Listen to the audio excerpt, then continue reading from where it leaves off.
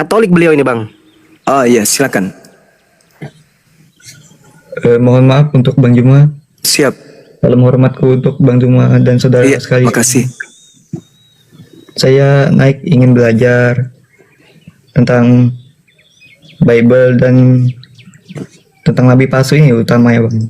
Ini bisa Iya. diberi pencerahan Bang? Baik. Jadi kalau kita melihat ya, sekali lagi saya katakan, Allah Tuhan pencipta langit dan bumi itu Maha penyayang, Maha pengasih. Beruntunglah kita ini hidup, ya. Beruntunglah kita ini hidup di zaman Islam itu sudah diwahyukan oleh Allah. Karena ketika Islam itu datang, semua yang terjadi pada masa lampau, baik itu orang beriman, orang yang tidak beriman, semuanya ditorehkan kemudian di dalam pengajaran Al-Quranul Karim. Sama seperti yang saya terangkan tadi, wa idza khusiran nasu kanu lahum a'da wa kanu bi ibadatihim kafirin. Apabila manusia dikumpulkan pada hari kiamat, sesembahan yang mereka sembah itu akan menjadi musuh mereka. Dan apa yang mereka sembah mengingkari pemujaan yang mereka lakukan pada saat hidup di dunia. Itu kata Allah. Nah, ternyata hal ini saya temukan di dalam Bible. Yesus mengusir orang-orang yang menuhankan dirinya. Matius 7 nomor 22 nomor 23. Pada hari terakhir nanti banyak orang berseru kepadaku. Kapan hari terakhir ini? Hari terakhir artinya hari penghakiman. Hari penghakiman, hari di mana manusia ditentukan neraka atau surga. Pada hari yang sangat menentukan kehidupan selamat tidaknya orang, di situ orang Kristen malah diusir oleh Yesus. Di hari di mana orang-orang Kristen butuh kemudian penyelamat, hari itu justru menjadi hari kehancuran bagi orang-orang Kristen. Pada hari itulah aku akan berterus terang kepada mereka, enyahlah daripadaku, kalian semua adalah pembuat kejahatan. Ini jelas. Oleh karena itulah kami Islam datang menyampaikan, wahai saudaraku, Al-Quran saya mengatakan, innal ladzina kafaru min ahlil kitabi wal musyrikina fi nari jahannam khalidina fiha ulaika hum syarrul bariyah. Wahai orang-orang kafir, Al-Quran mengatakan kalian semuanya akan masuk ke dalam api neraka. Apakah saudara-saudara Kristen percaya itu? Pasti ditolaknya. Sementara misi kita adalah menyelamatkan teman-teman kita ini. Maka ketika Al-Quran disampaikan ditolak, maka kita pelajari Bible, kita sampaikan melalui Bible bahwa kalian itu sebenarnya bukan pengikut Yesus. Kalian itu adalah anti Yesus. Karena Yesus itu berkata, aku diutus hanya kepada domba yang sesat dari umat Israel. Matius 10 nomor 5 nomor 6. Aku diutus hanya kepada domba yang sesat dari umat Israel saja. Apakah Anda percaya kepada Yesus itu? Pengakuan Yesus? Percaya. Kalau begitu, kalau Anda percaya kalau dia utusan hanya untuk Bani Israel, Anda sendiri Bani Israel atau bukan? Bukan. Loh, kenapa Anda mengatakan Anda pengikutnya? Jadi yang benar itu polanya umat Islam. Apa polanya umat Islam? Umat Islam diwajibkan hukumnya beriman kepada para nabi. Umat Islam diwajibkan beriman bahwa Yesus, dalam hal ini Nabi Isa, itu adalah nabi yang diutus kepada Bani Israel, diutus oleh Tuhan pencipta langit dan bumi. Lagi-lagi keuntungannya menjadi umat Islam adalah ketika Yesus berkata, hidup kekal itu adalah mereka mengenal engkau satu-satunya Tuhan yang benar dan mengenal Yesus Kristus yang engkau utus. Itu imannya umat Islam. Wa isqala Isa bin Maryam, ya Bani Israel, inni Rasulullahi ilaikum. Kami umat Islam diajarkan nabi yang datang di tengah Bani Israel, lahir tanpa ayah, adalah nabi hanya untuk Bani Israel tok. Dan itu Yesus aminkan di dalam Matius 15 nomor 24, aku diutus hanya kepada domba yang sesat dari umat Israel saja. Ketika kemudian ada non-Israel membawa-bawa nama Yesus, ternyata sebelumnya Yesus sudah berkata kepada Bani Israel, wahai Bani Israel, waspadalah kepada nabi palsu yang datang kepadamu menyamar seperti domba, padahal dia adalah serigala yang buas. Dari buahnya kalian bisa melihat mereka. Apa buahnya? 1, memanggil aku Tuhan. 2, bermujizat pakai namaku. 3, mengusir setan pakai namaku. 4, bernubuat pakai namaku juga. Nah, tanda-tanda buah ini itu berada di mana? Rupa-rupanya berada di Kristen. Pada hari terakhir, kata Yesus, pada saat itulah aku akan berterus terang kepada mereka, enyahlah daripadaku, kalian semua adalah pembuat kejahatan.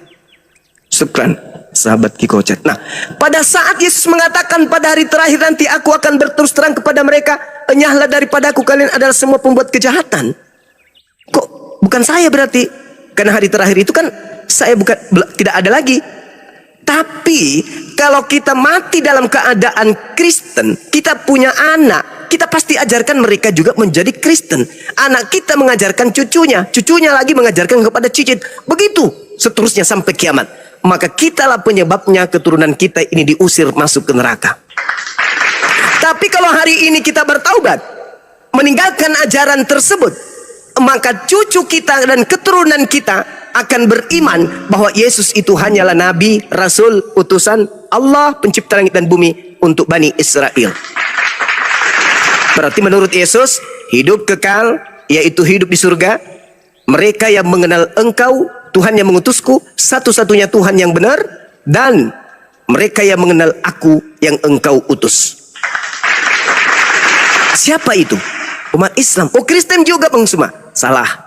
Kristen itu berbicara tidak sesuai dengan apa yang mereka praktekkan. Contoh, orang Kristen ditanya, wahai saudaraku Kristen, ya paman, Tuhan itu ada berapa? Satu.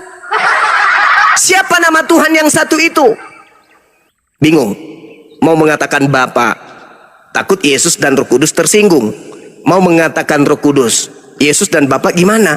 Mau mengatakan kemudian Yesus, Bapa dan Roh Kudus kayak mana? Jadi apa yang menjadi plesetan mereka?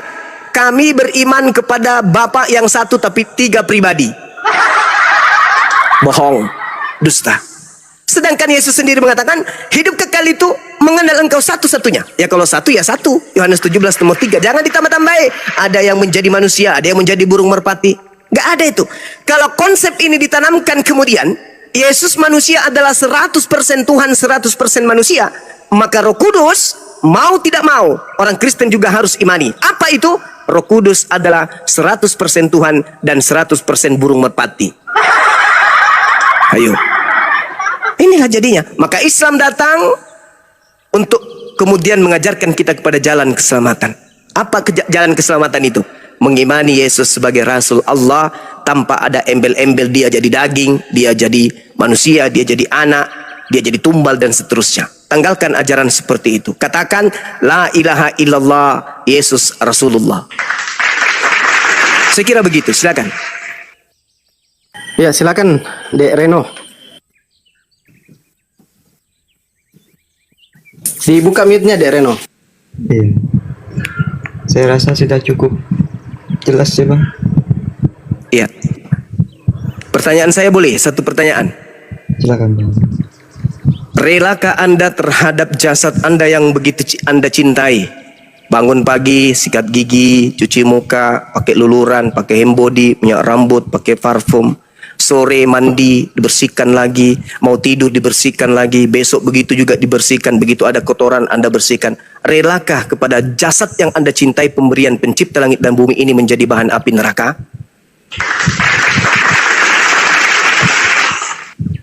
Tidak Bang. Kalau tidak rela, maka tanggalkan ajaran yang mengatakan mengusir, bernubuat, dan juga bermujizat pakai nama Yesus. Karena akan diusir. Wah, bohong Bang Suma. Dalil. Pada hari itulah aku akan berterus terang kepada mereka. Engkau semua adalah pembuat kejahatan. Aku tidak mengenal kalian. Kalian semua adalah pembuat kejahatan.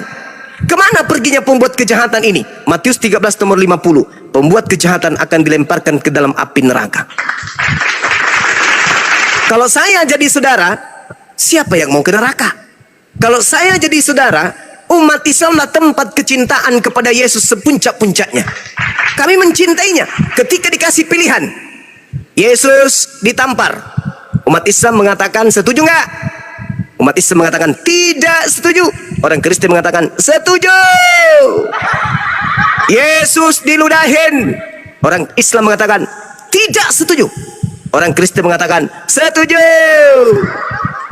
Yesus dibagi-bagikan pakaiannya alias ditelanjangin. Umat Islam pasang badan. Tidak mungkin manusia suci diperlakukan seperti itu. Orang Kristen keberatan. Tidak, memang Yesus ditelanjangin.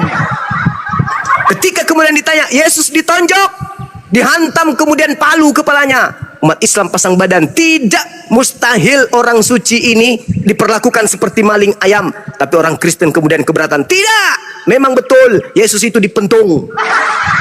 Ketika kemudian Yesus ditangkap, lalu diadili, lalu digantung, lalu dibunuh, umat Islam dengan jiwa raganya sampai tetes darah penghabisan beriman tidak mungkin Nabi Yesus, Rasul Yesus diperlakukan bak layaknya maling ayam. Tapi orang Kristen mengatakan apa? Oh tidak, dia memang harus mati. Bukan cuma mati doang, dia juga harus terkutuk di atas salib demi untuk dosa-dosa kami orang-orang Kristen. Kata Yesus di dalam Yohanes 16, apabila roh kebenaran, apabila orang itu di dalam dirinya ada roh kebenaran, maka orang itu akan memuliakan aku, bukan menghinakan aku. Di mana itu tertulis? Yohanes 16 nomor 13 sampai nomor 14. Apabila roh kebenaran itu datang, maka dia akan memuliakan aku. Apabila roh kebenaran itu ada pada diri manusia, maka manusia itu akan berkata, Yesus manusia suci, tidak mungkin kemudian dia mati terkutuk demi dosa-dosa para pelaku maksiat. Orang Kristen, kenapa Yesus mati terkutuk? Karena dia menebus dosa-dosa kami. Salah. Bukan dosa ente yang ditebus oleh Kristus. Lalu dosanya Paulus. Di mana itu tertulis? 1 Timotius nomor 12, 13, 14, 15, 16. Jadi yang datang kepada Paulus itu apakah anak Maria? Bukan. Bukan anak Maria yang datang kepada Paulus. Loh, kok bisa kayak gitu Bang Suma? Yes. Pertama, Yesus berkata waspadalah kepada Yesus palsu. Di mana itu tertulis? Matius 24 nomor 4 nomor 5. Nomor 23, nomor 24, nomor 25, nomor 26. Di situ jelas sekali Yesus mengatakan Yesus palsu dan nabi-nabi palsu akan datang melakukan banyak mujizat sekiranya mungkin menyesatkan murid-murid pilihanku juga. Artinya bahwa yang datang kepada Paulus itu adalah Yesus palsu. Kenapa saya katakan itu Yesus palsu? Yesus lahir sebagai manusia. Yesus bermujizat sebagai manusia. Yesus mengajar sebagai manusia. Yesus terangkat ke langit sebagai manusia. Yesus duduk di samping kanan Bapa sebagai manusia. Yesus turun ke bumi kedua kalinya sebagai manusia. Yesus memberikan keselamatan kepada Bani Israel sebagai manusia. Tapi Paulus di dalam Galatia 1, nomor 11, nomor 12, apa yang dikatakan? Aku menerima Injil bukan dari manusia, tetapi dari Yesus. Kok tiba-tiba berubah Yesus ini jadi bukan manusia? Ternyata yang datang itu adalah Kristus palsu yang memakai nama Yesus. Dia akan menyesatkan banyak orang. Mana orang pengikut Kristus yang banyak itu? Ya mungkin termasuk saudara Rino Saputra ini. Saya kira begitu dari saya sebagai penutup. Mudah-mudahan saudara bisa tercerahkan. Kalau ada hal yang kurang silakan dipertanyakan. Demikian. Ya, Bang. Silakan. Sebenarnya banyak Bang yang ingin saya tanyakan, tapi takutnya Bang Bima terlalu... Gak apa-apa. Tanya, saya kasih 1000 pertanyaan. Masih ada waktu saya kurang lebih 40 menit. Silakan. Bang penyalipan ya Bang ya? Boleh. Nah, di satu ayat di dalam Alkitab, Yesus berkata, Bapa selalu mengasihi aku. Tapi sosok yang disalib berkata, Eli Eli lama sabachthani. Nah itu artinya Tuhan mengapa kamu meninggalkan aku? Iya, Nah, betul. Kenapa berbeda seperti itu Bang? Bisa dijelaskan? Itu tadi. Pengajar nabi palsu itu akan mengajarkan memanggil aku Tuhan. Konsep Yesus dianggap Tuhan karena apa? Coba Anda baca dalam Roma 14 nomor 9. Untuk itulah Yesus disalib agar ia mati dan hidup kembali untuk menjadi Tuhan bagi orang Kristen. Jadi mau tidak mau harus dipaksa mati supaya dia bangkit menjadi Tuhan. Itu polanya siapa? Si nabi palsu. Sedangkan di dalam Amsal 6 nomor 16 6 perkara yang dibenci oleh Tuhan, bahkan 7 kekejian di dalam hatinya, yaitu menumpahkan darah, membunuh orang yang tidak bersalah. Membunuh orang yang tidak bersalah adalah kebencian bagi Tuhan. Keluaran 23 nomor 7 nomor 8. Apa kata Tuhan di sana? Menurut Bible, jangan engkau membunuh orang yang tidak bersalah. Jangan kau membunuh orang yang benar. Ini larangan. Kalau dilanggar, berdosa. Jangan kau bunuh orang yang benar. Kata Yesus, akulah jalan, akulah kebenaran. Aku orang benar. Boleh nggak dibunuh menurut Elohim? Tidak boleh. Berarti membunuhnya menghapus dosa atau menghasilkan dosa? Menghasilkan dosa dong. Kan itu perintah Tuhan. Jangan kau membunuh. Ada nggak Yesus melarang membunuh? Ada. Matius 19 nomor 16, nomor 17, nomor 18 dan seterusnya. Guru, bagaimana caranya supaya aku bisa memperoleh hidup yang kekal? Apa kata Yesus? Jangan kau membunuh. Jadi membunuh Yesus tidak memperoleh hidup yang kekal. Mengimani tidak memperoleh hidup yang kekal berarti berkongkong-kongkong mendukung pembunuh Yesus. Itu yang pertama. Yang kedua, jelas sekali dikatakan oleh Paulus di dalam Galatia 3 nomor 13. Kristus telah menebus Kristen dari kutuk hukum Taurat dengan jalan menjadi kutuk karena Kristen. Sebab ada tertulis, terkutuklah Kristus yang mati digantung salib, yang mati digantung di atas salib. Terkutuklah dia yang digantung di atas salib. Tertulis di mana? Tertulis di Ulangan 21 nomor 22 sampai 23. Apabila ada orang melakukan dosa yang sepadan dengan hukuman mati, lalu engkau hukum dia, kau gantung dia, jangan kau biarkan mayatnya semalam-malaman. Sebab orang yang dikutuk oleh Elohim, jangan kau biarkan menyentuh tanah yang diberikan kepadamu dari Tuhanmu. Berarti Yesus ini dikutuk oleh Tuhan. Pertanyaan saya, apa dosa Yesus kok bisa dikutuk? Sedangkan yang dikutuk itu di dalam Ulangan 27 nomor 25 adalah orang yang makan suap. Terkutuklah orang yang makan suap. Ulangan 27 nomor 25. Pertanyaannya, siapa yang makan suap? Yesus atau Yudas? Kita nggak boleh kemudian mengingkari dalil-dalil tersebut. Karena Kristen datang dari barat masuk ke Indonesia membawa 2 Bible, 2 kitab. Kitabnya Yahudi dan kitabnya orang Roma. Dibawa ke Indonesia. Maka 2 dalil Bible ini yang harus kita kaji. Terkutuklah orang yang makan suap. Siapa yang makan suap? Yudas. Kemudian terakhir, di dalam Matius 12 nomor 38 sampai nomor 40. Apa kata Yesus? Orang-orang Farisi, orang-orang Yahudi, angkatan jahat dan angkatan tidak setia ini minta satu tanda, dan tidak akan diberikan satu tanda apapun selain tanda Yunus. Sebab Yunus 3 hari 3 malam dalam perut ikan, demikian juga anak manusia 3 hari 3 malam dalam perut bumi. Ini tanda untuk siapa? Tanda untuk angkatan jahat. 3 hari 3 malam dalam perut ikan, hari ketiga Yunus keluar dari ikan. 3 hari 3 malam dari dalam perut bumi, anak manusia 3 hari ketiga keluar dari perut bumi. Itu tanda untuk siapa? Tanda untuk angkatan jahat. Siapa yang mengajarkan bangkit pada hari ketiga? Itu adalah angkatan jahat. Orang Kristen dibangun dari kebangkitan hari ketiga. Mereka memperingati kebangkitan hari ketiga. Artinya mereka lah pemilik tanda angkatan jahat tersebut. Pertanyaannya kepada Bang Suma, apakah ke-11 murid Yesus percaya akan kebangkitan anak manusia pada hari ketiga?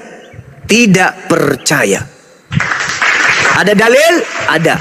Di mana tertulis Bang Suma? Silakan teman-teman, anak-anak saya yang ada di bawah, yang ada di YouTube, yang ada di TikTok, silakan Anda buka Lukas 24 nomor 9 sampai nomor 12. Murid asli Yesus tidak percaya kebangkitan pada hari ketiga. Serigala-serigala nyamar domba justru menjadikan kebangkitan hari ketiga itu sebagai simbol prosesi acara keagamaan. Saya ulang, tanda angkatan jahat adalah menerima kebangkitan pada hari ketiga. Sedangkan murid-murid asli Yesus tidak percaya kepada kebangkitan hari ketiga. Mana dalilnya murid Yesus tidak percaya kebangkitan hari ketiga? Lukas 24 nomor 9 sampai nomor 12. Saya kira begitu. Berarti murid Yesus tidak percaya kalau yang disalib ini, kalau yang mati ini, kalau yang bangkit dari kubur ini adalah gurunya. Demikian. Silakan. Ya bang, saya rasa sudah cukup jelas sekali. Lanjut bertanya lagi boleh bang? Boleh, silakan. Tapi mohon maaf, tapi sekali lagi Bang Imam, apakah tidak merasa terbebani dengan pertanyaan yang terlalu banyak seperti itu? Enggak. Memang tugas saya itu, Dek. Silakan. Ya.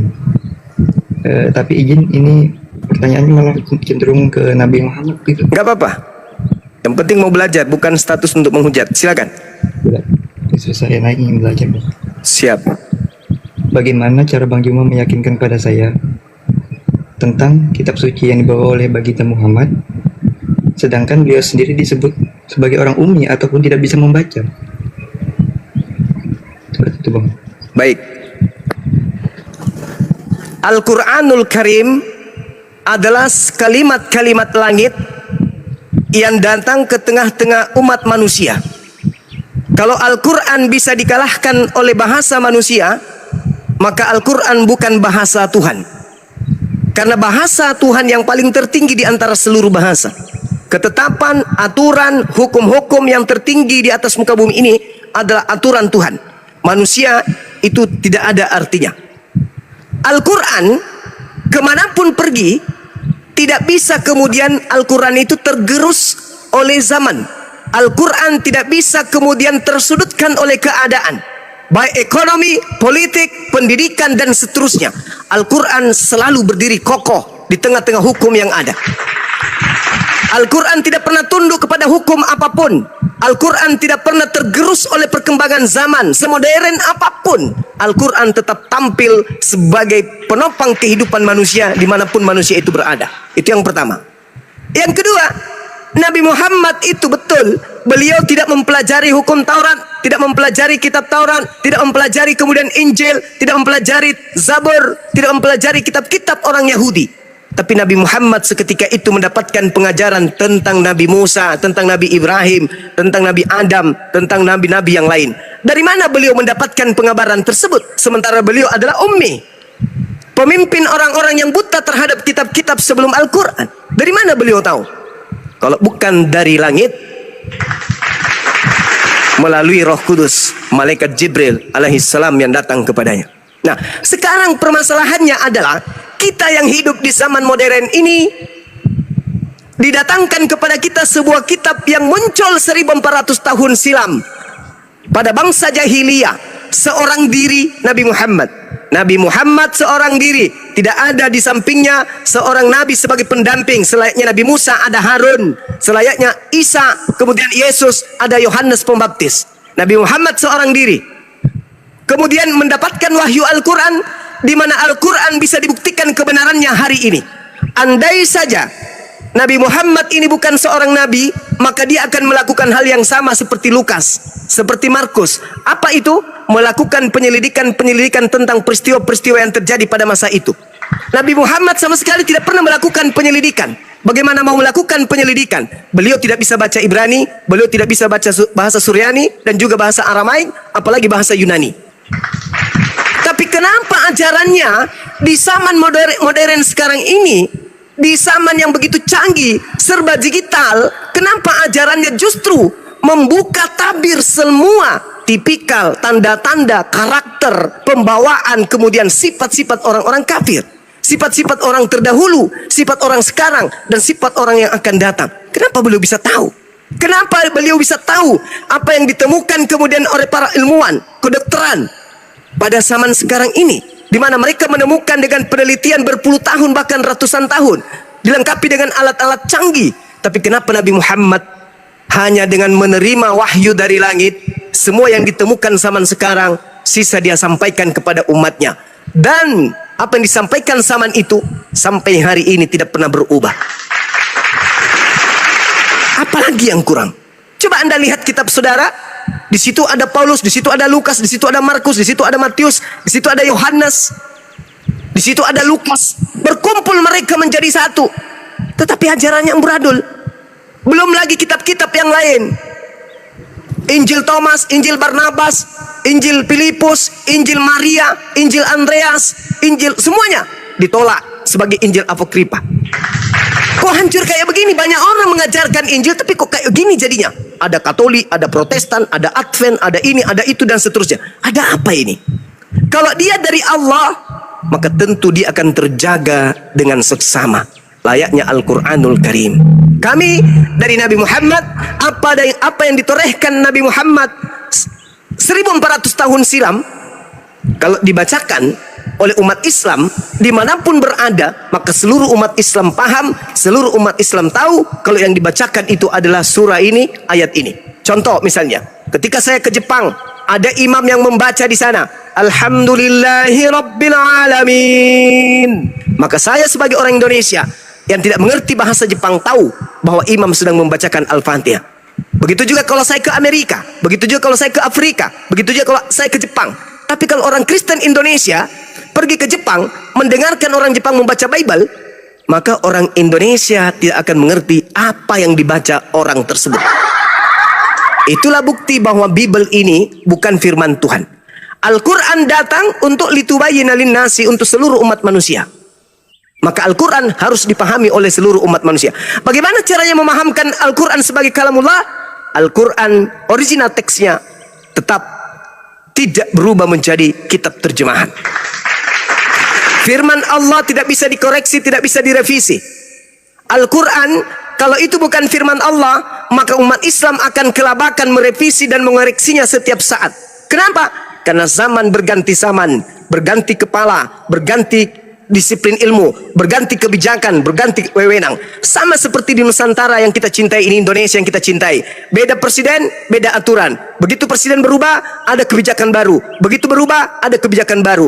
Nabi Muhammad 1400 tahun silam mempengaruhi separuh isi bumi. Aturan yang muncul di dalam Al-Quranul Karim tidak ada satupun manusia yang bisa merubah di dalamnya. Profesor kah dia, doktor kah dia, insinyur kah dia, presiden kah dia, kapolri kah dia, apapun jabatannya, tidak akan pernah sanggup merubah apa yang Nabi Muhammad bawa 1400 tahun silam. Meskipun manusia itu punya kemudian kepentingan, manusia itu punya wewenang, manusia itu punya kemudian andil untuk apapun itu, tapi untuk Al-Quran mereka tunduk berserah diri kepada apa yang ditetapkan di dalam Al-Quran.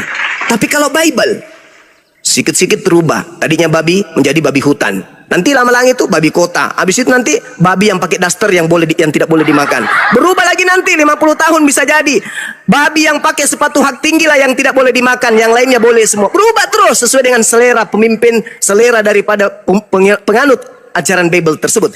Kalau Al-Quran tidak bisa. Apapun jabatanmu, seperti apapun kemudian kebencianmu terhadap Nabi Muhammad, kamu tidak akan pernah sanggup kemudian merubah Al-Quran. Hebatkah Nabiku ini? Sebenarnya Nabi Muhammad yang hebat itu adalah backingannya. Siapa? Pencipta langit dan bumi.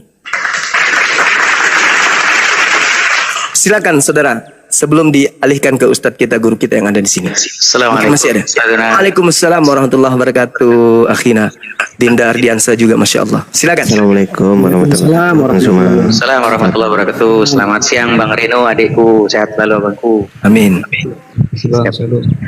Jadi silakan. Dia bertanya tentang apa? Tentang sudut pandang sejarah, menambahkan, masya Allah. Silakan Akhina, silakan, masya Allah. Jadi ketika abangku bertanya tentang Ummi, keadaan beliau Nabi besar Muhammad SAW yang tidak bisa baca dan tulis, agar tidak dikatakan bahwa Islam yang beliau bawa adalah hasil contekan dari ajaran sebelumnya, saya akan tambahkan beberapa sudut pandang sejarah Nabi.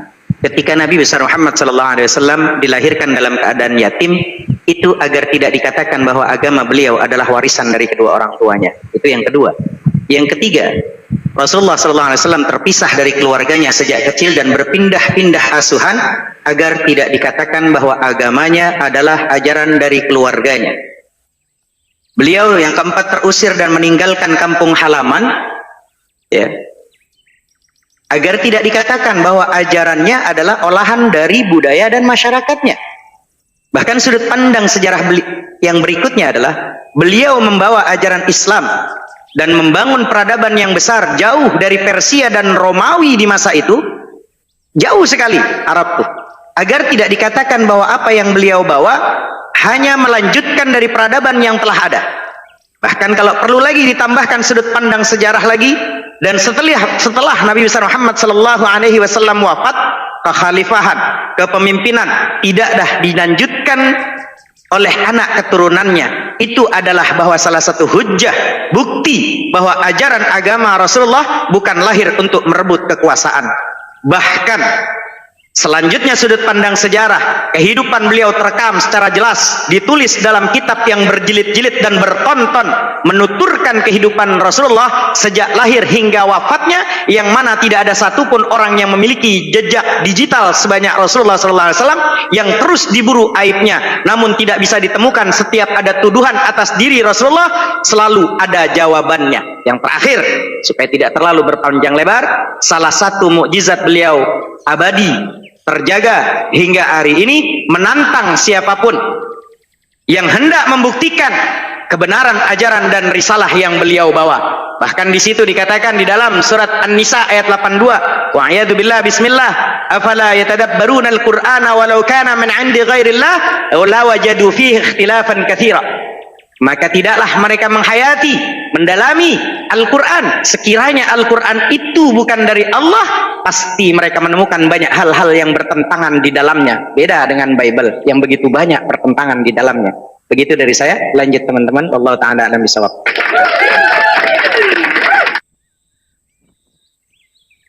Baik, silakan Dek Reno, mungkin masih ada, atau Bang Ardiansa mungkin ada juga yang mau disampaikan, Bang Ardi. Saya cuma minta doanya aja supaya saya lekas sembuh, gitu aja. Amin. Ya, Amin ya Allah. Lanjut. Oke, silakan Dek Reno. Ada lagi yang mau ditanyakan? 1000 pertanyaan dari Bang Zuma, silakan. Ya, jujur saya tadi sedikit terkejut dengan pernyataan Bang Zuma yang mengatakan ketika ada orang Islam yang membacakan surat Al-Fatihah di tempat-tempat asing seperti di Arab ataupun di Jepang, dan luar biasanya orang tersebut mengerti apa yang dibacakan, sedangkan saya membaca Alkitab kepada di luar pulau Indonesia misalnya, orang tersebut nyarisnya tidak mengetahui apa yang saya baca,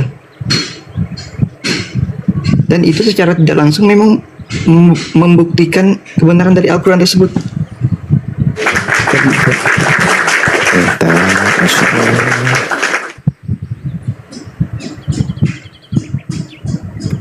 Silakan Bang Zuma, Gurunda. Ya. Izin. Lanjut pertanyaan terakhir, apa legitimasi Al-Quran menggunakan bahasa Arab? Apakah saat Allah berfirman kepada Nabi Muhammad, firman itu murni berbahasa Arab seperti itu? Silakan Ustadz Muhammad Hanafi atau Gurunda Zuma. Bang Zuma masih monitor, Bang Zuma? Masih. Silakan akhina Muhammad Hanafi, Masya Allah. Antum silakan.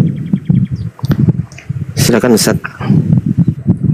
Ya, Maksudnya itu ke Bang Zuma atau kemana? Silakan Ustaz. ke antum. Antum sini mau zuhur, mau azan. Bang Fandi aja, Bang Fandi aja. Bang Fandi Mau azan sini. Azan. Silakan. Iya, jadi adikku Reno, kalau memang adikku disekolahkan sama kedua orang tua, tentu kan agar orang tua itu supaya kita bisa cerdas kan, bisa membaca. Saya selalu menyuruh teman-teman kita saudara seadam sahawa, apapun kalian, termasuk yang ateis, agnostik, Buddha, Hindu, yang Kristen, bahkan yang Muslim sekalipun, yuk baca kitab suci Anda dengan baik dan benar.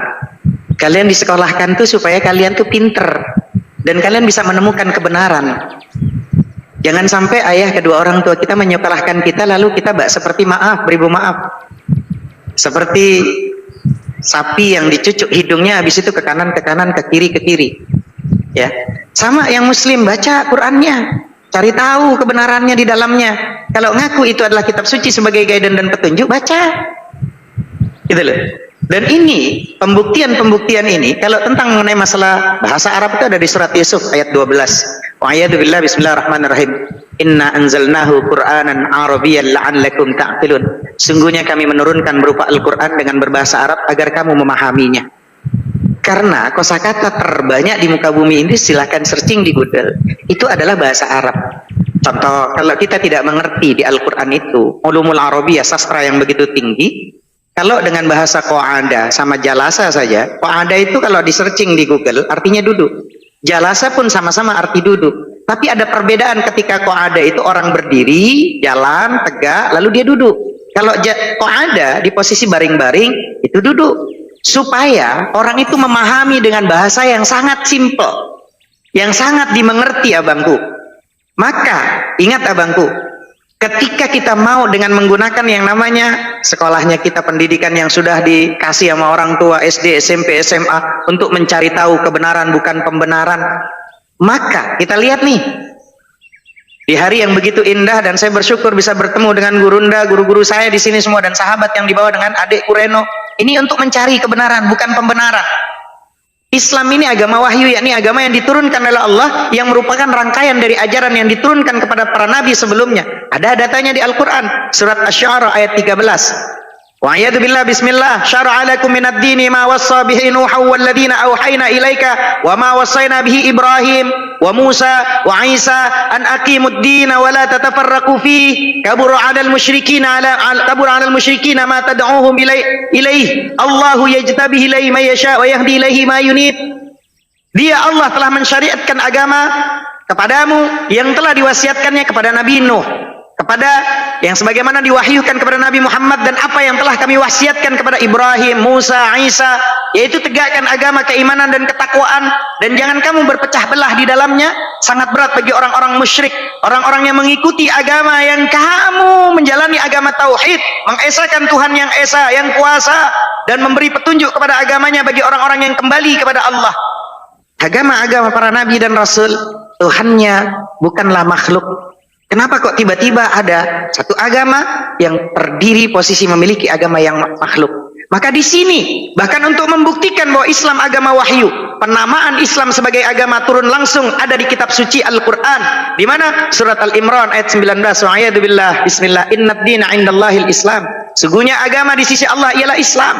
Nabi Muhammad mengajarkan itu. Bagaimana dengan yang posisi Buddha, Hindu, Kristen, bahkan yang lainnya, termasuk Bang Reno yang mungkin Kristen? Ada nggak di Bible itu yang langsung dapat menginformasikan bahwa Yesus kenal dengan Kristen?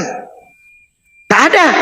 Sebagaimana di surat Al-Imran ayat 85, Allah menegaskan, Nabi Muhammad menjelaskan kepada umatnya dengan kalamullah, wa may yabtaghi ghairal islami dinan fala yuqbala minhu wa huwa fil akhirati minal khasirin.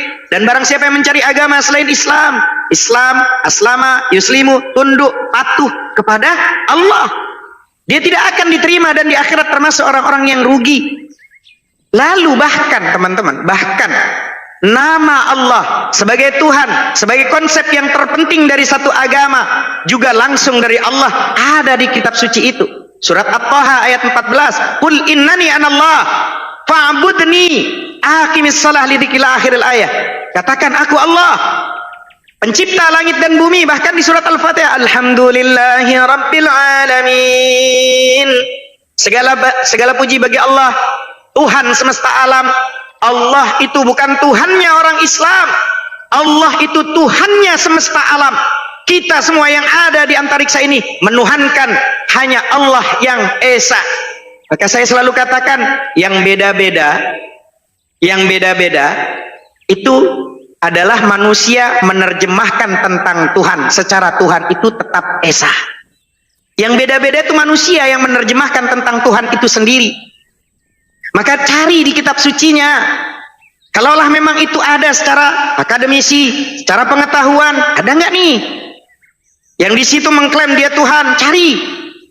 Kalau kita mau belajar secara lintas agama, maka pelajari kitab sucinya. Walaupun nanti kita akan menemukan begitu banyak, persamaannya ada, tapi sedikit, perbedaannya pun banyak, itu nanti kita akan bahas. Maka di situ ada supremasi salah satu agama, kekuatan tertinggi upaya menegakkan hukum dan menempatkan hukum pada posisi tertinggi.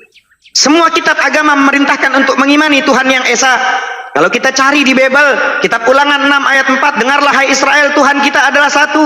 Ketika Yesus ditanya apakah perintah yang utama, Markus 12:29, hukum yang terutama ialah dengarlah hai orang Israel, Tuhan Allah kita, Tuhan itu Esa. Kalau lari ke Buddha dan Hindu, Kitab Hindunya Upanishad disebutkan Cakyanoga Upanishad bab 6 seksi 2 ayat 1 kutipan Sang Sekerta, Tuhan itu satu tanpa kedua. Lalu Swetaswara Upanishad bab 6 ayat 9, bagi Tuhan tidak ada atasannya, tidak punya tuan, tidak punya orang tua. Lalu ada Swetaswara Upanishad bab 4 ayat 19, Natasha Prima Asti, baginya tidak ada gambarannya. Di Al-Quran, siapa itu Tuhan? Qul huwallahu ahad, katakan Allah itu esa. Bahkan laisa kamislihi syai'un fil ardi, tidak ada yang menyerupai di muka bumi ini. Yang mengganggu pikiran kita adanya lintas-lintas perdebatan agama, karena selalu memahami Tuhan tetap pada dimensi kemanusiaan. Padahal Tuhan yang menciptakan masa, waktu, tempat, bagaimana mungkin Tuhan ada di ciptaannya? Laisa kamislihi syai'un fil ardi, tidak ada yang menyerupai di muka bumi ini dengan Tuhan. Seperti itu abangku, itulah gunanya dengan bahasa Arab, karena memang Nabi kita diturunkan posisi bangsanya jauh daripada kaum-kaum yang sudah lebih maju, yaitu Persia Romawi pada masa itu, diturunkan di bangsa Arab supaya tidak dikatakan bahwa kita agama jiplakan dari agama sebelumnya. Bahkan Nabi Muhammad dikatakan ummi supaya tidak dikatakan kita nyontek dengan agama sebelumnya. Allahu ta'ala alam shawab. Lanjut yang lainnya Guru dah.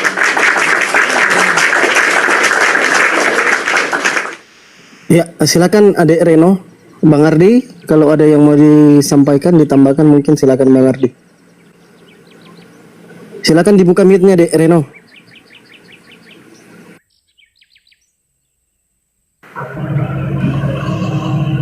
Ya, silakan Dek.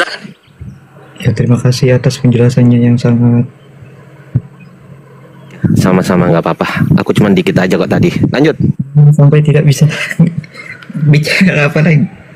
Bingung mau ngomong apa lagi, soalnya memang semuanya itu fakta dan ya saya pribadi tidak bisa menyangka memang. Saya rasa sekian yang bisa saya tanyakan. Mungkin next lain waktu saya bisa kembali bertanya kepada sharing-sharing kepada saudara-saudara muslim di sini. Izin turun dulu.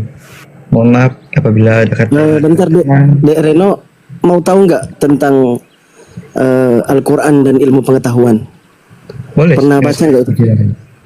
Tuh Bang Ardi, kalau mau bawa materi itu Bang Ardi, keren itu Bang Ardi. Baik. Apa ini? Dengar Apa maksudnya? Ya kalau mau belajar juga Bang Reno, misalkan Al-Quran dan sains begitu Bang Ardi.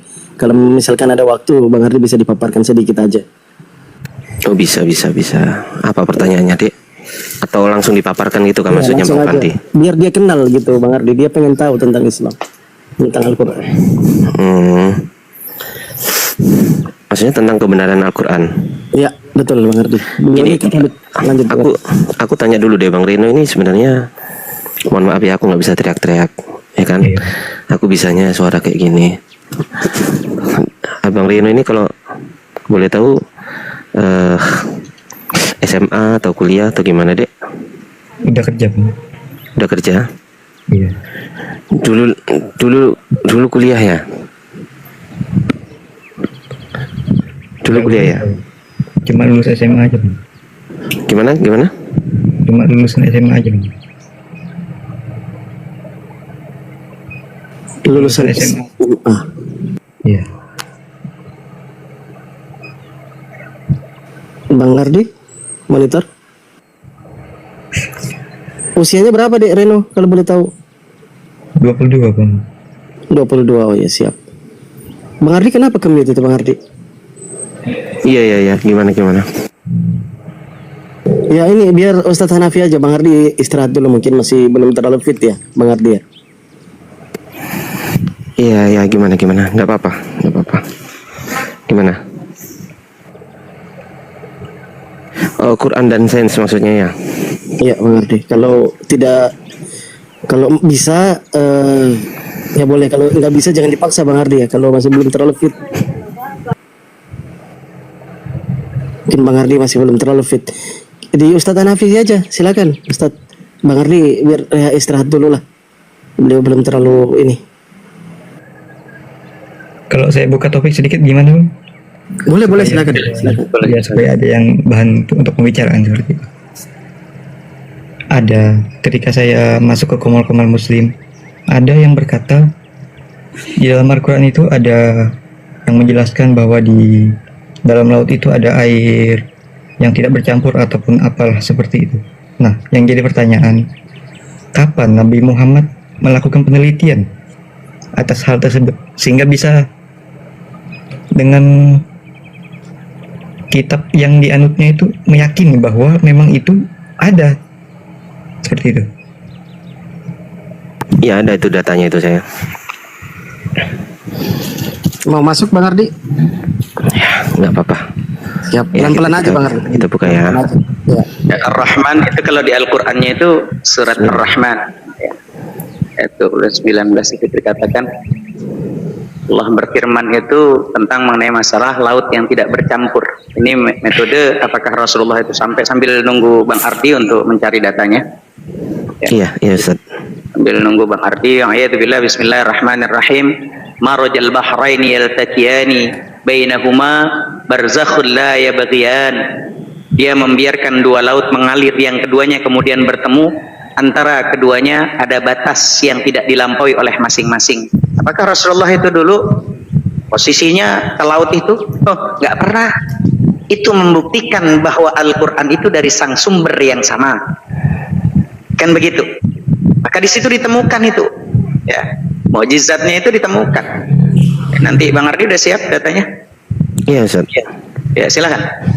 Lanjut dulu Ustaz, nggak apa-apa. Ya, jadi di situ dalam pandangan ulama klasik seperti keterangan dalam tafsir Satri Jalalain dan Ibnu Katsir, ayat ini adalah penegasan kebesaran Allah. Mereka bersepakat bahwa batas yang disebut dalam ayat adalah penghalang, ya, tak kasat mata yang menjaga dua laut tetap unik dengan sifat masing-masing.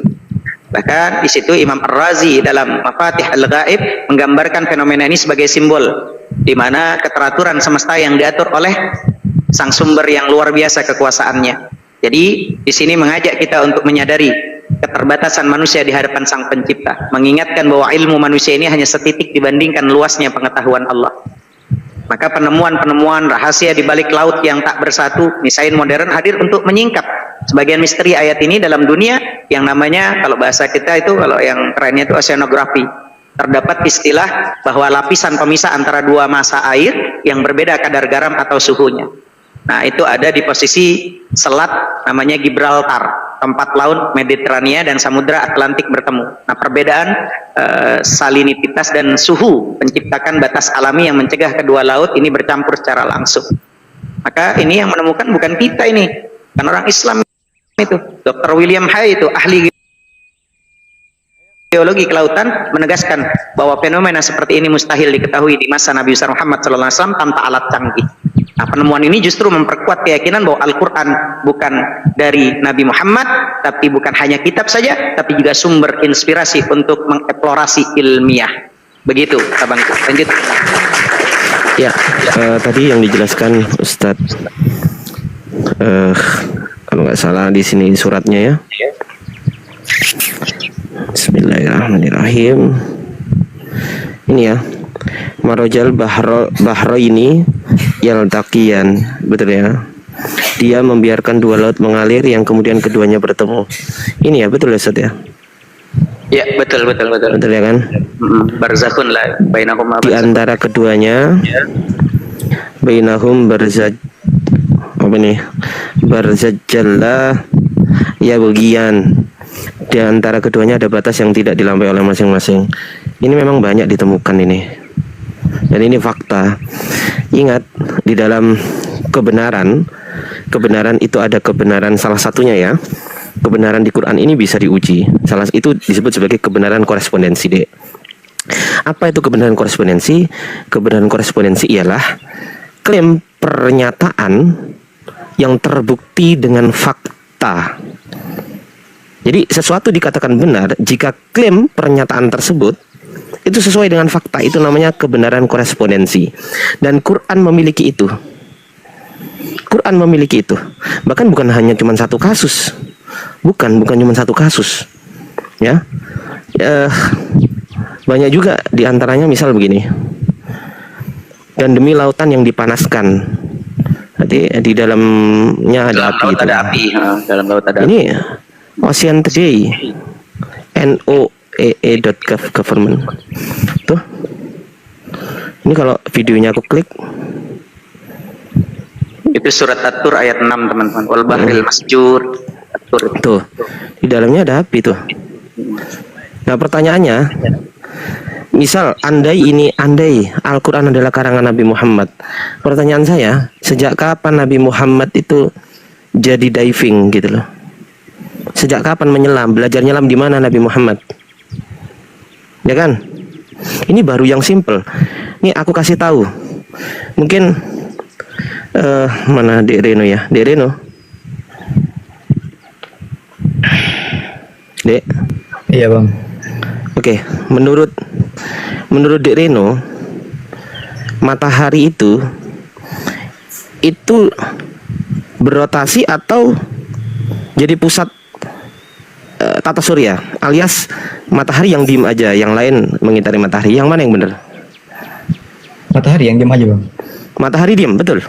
Iya. Oke, baik. Saya buka ya. Menurut di SMP, SMA gitu kayaknya ya kan. Kita cek nih. Dan dialah, ini surat Al-Anbiya ayat 33. Dan dialah yang telah menciptakan malam dan siang, matahari dan bulan, masing-masing beredar pada garis edarnya. Berarti kalau masing-masing ini matahari dan bulan ya, betul ya? Matahari dan bulan beredar pada garis edar. Kok aku baru tahu ya, kan gitu kan? Betul nggak? Iya. Harusnya kan yang beredar kan bulan aja, matahari enggak, betul nggak? Iya. Ternyata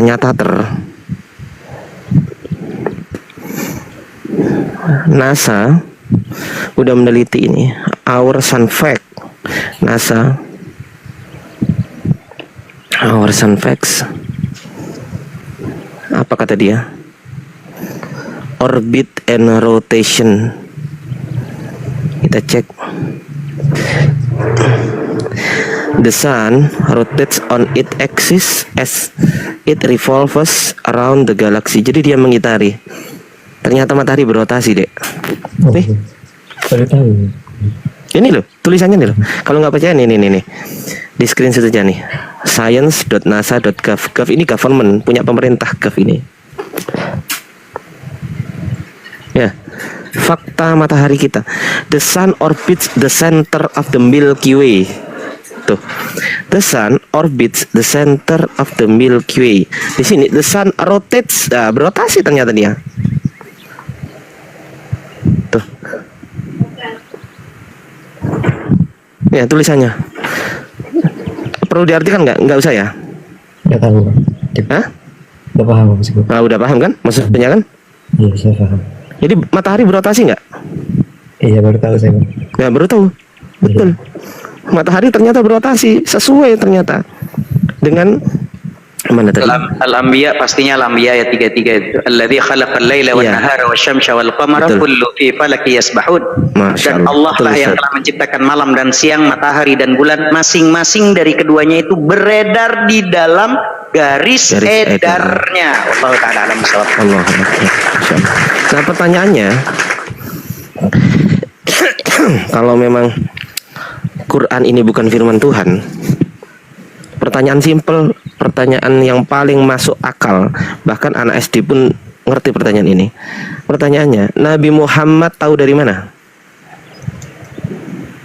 Iya. Sedangkan dari zaman Nabi Muhammad itu kan belum ada teknologi yang mendukung seperti Belum ada lah. Mana ada NASA zaman Nabi Muhammad, nggak ada. Kamera aja belum ada loh.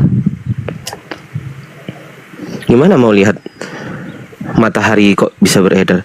Ya yang paling logis adalah Nabi Muhammad diberitahu oleh pencipta alam semesta, yaitu siapa? Allah Subhanahu wa taala. Ini baru 3 contoh, Dek. Ini baru 3. Saya punya banyak sekali contohnya.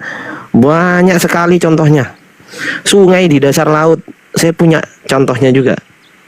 Penemuan jasad Fir'aun. Di dalam laut ada mutiara dan lain sebagainya. Sungai di dasar laut ini juga gitu. Ada nih dalam surat Al-Furqan ayat 53. Kasih tahu ya.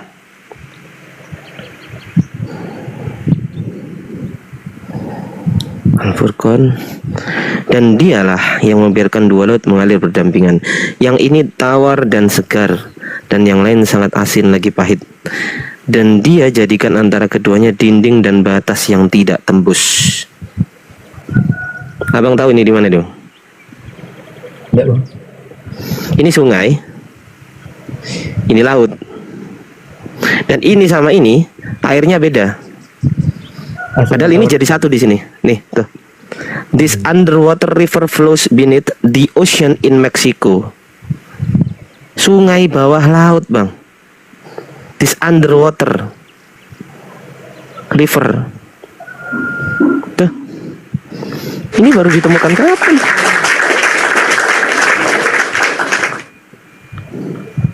Ini sungai Bang. Ini ada pohon nih. Pohon nih, tuh pohon tuh. Tapi ini laut. Nah, ini laut. Tuh buktinya orangnya nyelam. Dibaca aja di sini. Ini ada videonya malah.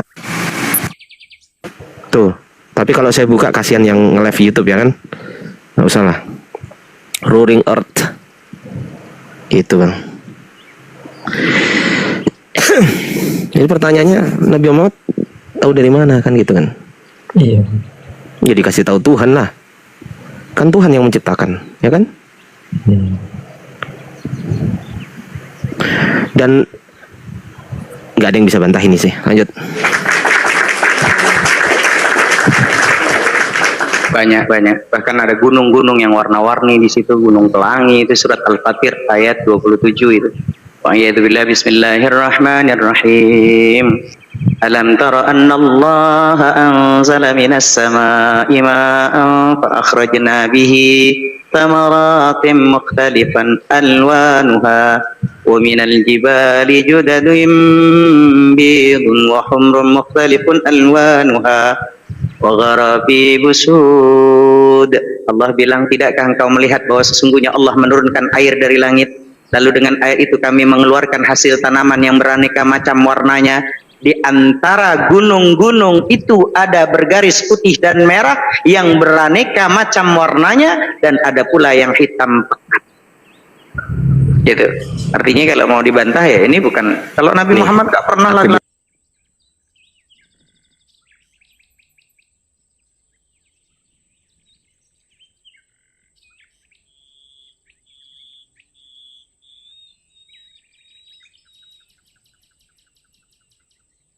Namanya adalah Rainbow Mountain.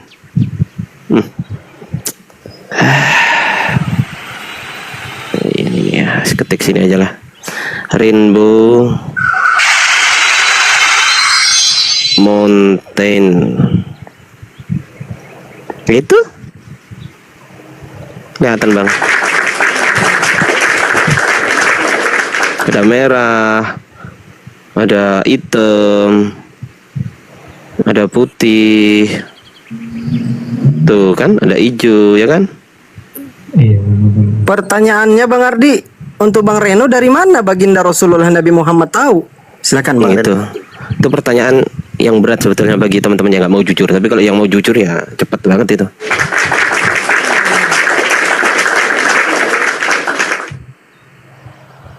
Itu sih saya tidak bisa membantah lagi. Memang sudah terbukti. Itu namanya kebenaran korespondensi, Bang. Kebenaran korespondensi itu sesuatu dikatakan benar jika sesuatu atau pernyataan tersebut dikatakan benar jika sesuai dengan fakta, itu kebenaran korespondensi. Ada juga yang namanya kebenaran koherensi. Kebenaran koherensi itu sesuai dengan pernyataan yang sebelumnya. Tetapi kalau untuk kesesuaian dengan pernyataan-pernyataan sebelumnya, kan orang pasti nanya bukti, mana buktinya kan gitu. Nah, dibuktikan dengan kebenaran korespondensi begitu, Bang. Sedangkan di Bible, langit punya tiang. Bayangkan coba. Abang pernah lihat tiang langit? Hah? Iya. Loh, tapi ada itu dalam Bible, Bang. Iya, ada. Abang nggak tahu ayatnya? Ada, bahkan berguncang-guncang bilangnya. Ah, itu kan berguncang-guncang kan? Gimana itu? Kapal Nabi Nuh di dalam Bible disebutkan di Gunung Ararat. Kapal Nabi Nuh mendaratnya di Gunung Ararat di kitab Anda. Di kitab saya Al-Quran di Gunung Kudi atau Judi. Fakta menyebutkan di Gunung Kudi atau Judi. Gimana tuh? Bayangkan coba. Ada yang bertanya begini. Ada yang bertanya begini. Lah itu bulan terbelah itu gimana Ardi? Oke, saya jawab ya. Allah Subhanahu wa taala pada saat memberikan mujizat kepada Nabi Muhammad saat itu kan. Itu kan sudah berlangsung kejadian itu selama Nabi Muhammad ada waktu itu ya. Betul ya Ustaz ya? Itu kan pertanyaan orang kafir ya, Ustaz, betul ya? Iya, betul. Nah, kemudian yang pertama begini. Setelah dibelah, kemudian disatukan lagi oleh Allah Subhanahu wa taala, betul nggak? Disatukan lagi sama Allah Subhanahu wa taala. Dan yang menyaksikan saat itu orang-orang kafir, Bang Reno. Bukan cuma orang muslim. Orang-orang kafir juga menyaksikan, bahkan menuduh Nabi Muhammad sebagai penyihir. Bayangkan coba. Lalu disatukan lagi oleh Allah Subhanahu wa taala, dan sampai detik ini belum ada yang bisa mendeteksi keretakannya seperti apa. Sempurna. Yang punya alam ini Allah. Jangankan meretakkan segala sesuatu, membelah segala sesuatu, menjadikan yang tidak ada menjadi ada aja bisa kok Allah. Kalau mau adu-aduan bangkit-bangkitan, misal nih, ada orang yang mengatakan, Yesus kami bisa membangkitkan orang mati. Oh ya? Iya. Oke. Allah kami bisa mengadakan yang tidak ada. Allah kami bisa menghidupkan orang yang sebelumnya mati menjadi hidup, menjadi mati lagi, menjadi hidup lagi. Bisa tuh 4 kali tuh. Bayangkan coba. Di Quran surat Al-Baqarah ayat 28. Saya bacakan ayatnya ya, tapi Ustaz Hanafi ya ini ya, bagaimana kamu ingkar kepada Allah padahal kamu tadinya mati? 1. Lalu dia menghidupkan kamu. 2. Kemudian dia mematikan kamu. 3. Lalu dia menghidupkan kamu kembali. 4 loh. Kemudian kepadanya lah kamu dikembalikan. Berapa kali tuh? Jangan bahas soal mukjizat, karena mukjizat itu yang memberikan adalah Allah Subhanahu wa taala. Orang yang melakukan mukjizat itu namanya nabi. Begitu abangku. Lanjut. Penemuan terakhir tahu? Penemuan terakhir tentang Al-Quran tentang Zulkarnain, yang dia jauh posisinya dan kematiannya, dan dijelaskan bahwa Zulkarnain dalam tafsirnya itu di Al-Quran itu adalah posisinya orang yang posisi memakai rambut yang berkepang. Ternyata posisi itu sekarang baru terbongkar setelah tembok Cina, ternyata di situ kuburan Zulkarnain. Bagaimana dengan posisi di Cina kok ada tulisan semitik dengan atap? Oh itu iya, membuktikan nabi-nabi sebelumnya itu berarti baru itu, Ustaz. menuhankan Allah. Iya, menuhankan Allah. Abdullah, tulisannya Abdullah, Zulkarnain, hamba Allah. Jadi kalau dibilang benar sebelum Nabi Muhammad apakah menyembah Allah? Ya, namanya Nabi Muhammad itu bapaknya itu Muhammad bin Abdullah, Muhammad anaknya Abdullah. Artinya dan seterusnya nama Allah sudah diperkenalkan, tapi beda dengan kalimat ilahun, sembahan. Beda itu. Bahkan kalau perlu dikupas tentang secara ilmu, Profesor William Burns yang memimpin penelitian itu berhasil menangkap ada suara ultrasonik yang berasal dari tumbuhan, dan ternyata itu ada di surat Al-Isra ayat 44. Wa'iyadu billah. Bismillahirrahmanirrahim. Tusabbihu lahus samawati sab'u wal ardu wa man fihin. Wa in min syai'in illa yusabbihu bihamdihi walakin la tafqahuna tasbihahum innahu kana haliman ghafura.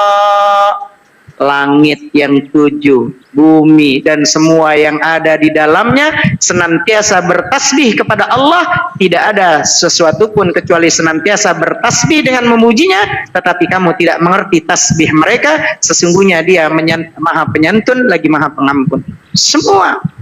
Jadi kembali lagi, mukjizat terakhir Nabi Muhammad yang hadir sampai detik ini adalah Al-Quran. Bahkan di situ ditantang. Ya, Allah bilang dalam surat An-Nisa ayat 82, wa yadzubillah bismillah afala yatadabbarunal Qur'an. Maka tidakkah kalian mereka semua orang-orang kufar, orang-orang yang ingkar kepada Tuhan yang esa, menghayati mendalami Al-Quran? Walau kana min 'indi ghairillahi lawajadu fihi ikhtilafan katsira. sekiranya Al-Quran itu bukan datang dari Allah, pastilah mereka menemukan banyak hal yang bertentangan di dalamnya. Kelas kelar, tak ada yang bertentangan di dalamnya. Semua para nabi menyembah Sang Maha Pencipta. Lalu tiba-tiba dari sekian ribu nabi, ratus ribu nabi turun, tiba-tiba ada satu ajaran. Dia di situ katanya kitabnya mengatasnamakan katanya Injil. Hei, kok kau menuhankan manusia? Ada apa ini? Kalau kita memiliki akal, sekolah berpendidikan, pasti kita cari tahu ada masalah apa. Kalian mau beriman dan tidak, kami tidak memaksa.